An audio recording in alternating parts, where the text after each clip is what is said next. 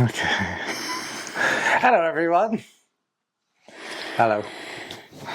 So, 5 days out, because it was supposed to be a week out, but then didn't. And then Monday just didn't. And then today, now we're here. But yeah, sort of depletion yesterday, today, tomorrow. And then I'll see what happens after that. I've got a vague idea. I've written it down, but I might have to change things. All dependent. Because I've entered as a light heavyweight. I'm a little bit off the weight cap yet, so I don't want to be a heavyweight. They're big and scary. But anyway, go ahead. Hello. Hello. Hi. I don't know. What do you need me to... I don't know, like... This is the weird part, because it's like the completely solo part, but then also when you kind of need everybody. Yeah, because that's especially last week. I've like, of late, I've had to push cardio up to an hour and a half a day, which is about the height of what I could get with training in the evenings, amongst walking in the morning, stuff like that. So that was kind of all I could do, and literally became all I could do. And so that's where we were saying last week about people support you, teams, all that sort of stuff. That's where it becomes the team effort. And Doc has been doing loads. Doc can do ironing. Doc can do washing. Doc can walk dogs. You're a super bear. Just not Belle. I don't think Doc's actually met Belle. Doc would die if he met Belle. I think that's probably for the best. Yeah. But yeah, so the show's on Sunday. Probably be another one of these in the lead up to it, just to sort of when I like have cognitive function.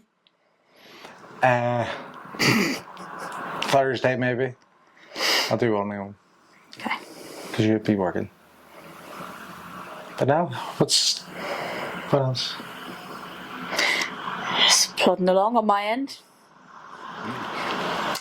Getting through every day.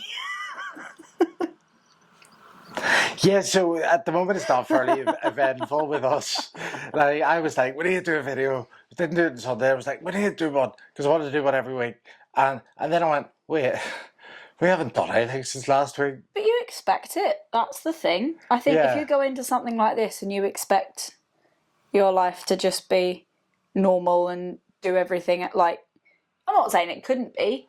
Yeah. And yes, there are people that do this that maybe have children or shift work or whatever, and things need to change. But when you've got doesn't feel like a luxury, but the luxury of something regular, like I had a huge adjustment last year when I first moved over and I was doing it. First of all, I was also job hunting, so I kind of had all the time in the world, and then I was working sort of 3.5 days a week, so I had days where I could go, oh, do you know what, I want to train a bit later, I can do that.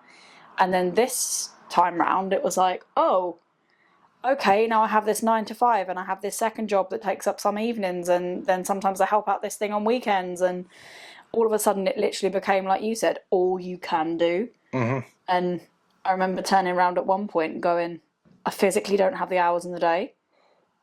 And then you're like, right, well, how do I make the hours in the day? And then you just work smarter rather than harder, because it's the only choice you have. So yeah, I think you come into doing anything like this, whether it is a bodybuilding prep, whether you're prepping for powerlifting or a fight or whatever sport that you choose to prep for, in whatever way that means to you, there comes a point it has to become the top priority. Yeah. And you sacrifice 2-3 weeks of anything. And that's not only you, that's the people around you, and that's the sort of things you make people aware of. But I'd say that's what's been different then for me in this prep to a degree, because even though I work at 9 to 5s or 10 to 6 or whatever it might have been, we still did things like, I wasn't as hard on myself until the last sort of couple of weeks. But I think we made a point as well of trying to still do things, because we knew that it would drop off. Yeah. And even there on Sunday, we had a little couple hours out. We took Belle to a little dog show. She won a ball. It was great. It was in a raffle. She didn't win it for her beauty, but she should have won it for her beauty, because the rest of them were absolute monsters. She was the best looking dog there. And she was very well behaved. She did very well. We're very proud, Mummy and Daddy. My legs are shiny. They are. But yeah, I'm having a fun one this week. It's been an interesting one prepping myself because I've realised I am probably the worst client. But actually, it's saying that I don't think it would be because I just like to be told what to do in that sense. Like when someone gives you the plan, you've got that level of accountability. Whereas I said last week, accountability with yourself, it's like you look at yourself in the mirror and you go, we're doing this. And that's looking at this week because I kind of have to look at myself from a distance, even though I am me, and go, okay, does there need to be more cardio in there still? How's fatigue? All those sort of things, and actually look at myself as if I am a client, which is quite strange.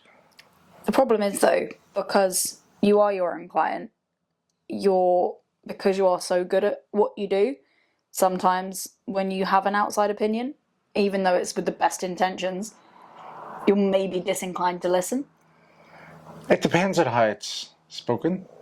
Oh, I see. Oh, well, I knew you were getting that. Right then. But then that's what I said to you. It's then because you are a coach of other people as well. It's like I said at one stage, okay, if this were me, what would you tell me to do? And yes, as much as one size maybe doesn't fit all, there are some things that are universal. And sometimes you need to take your own advice. Because you give good advice. You're good at it.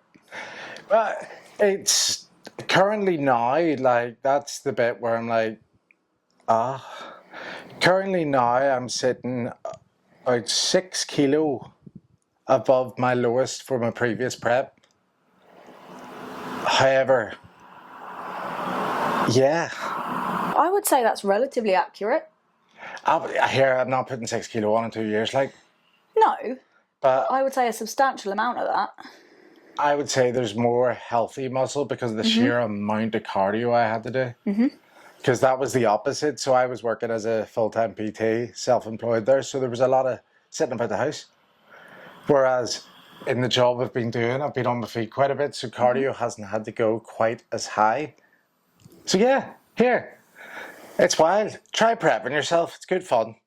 I'll let you know if I'll do it again come Monday. I don't think I will, if I'm totally honest with you.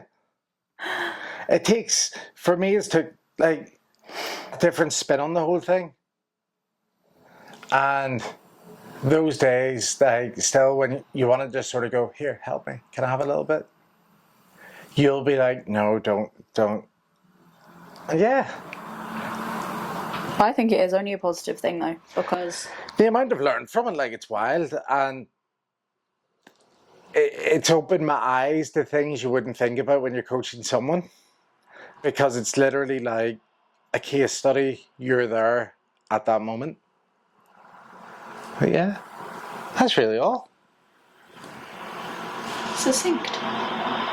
But look at them.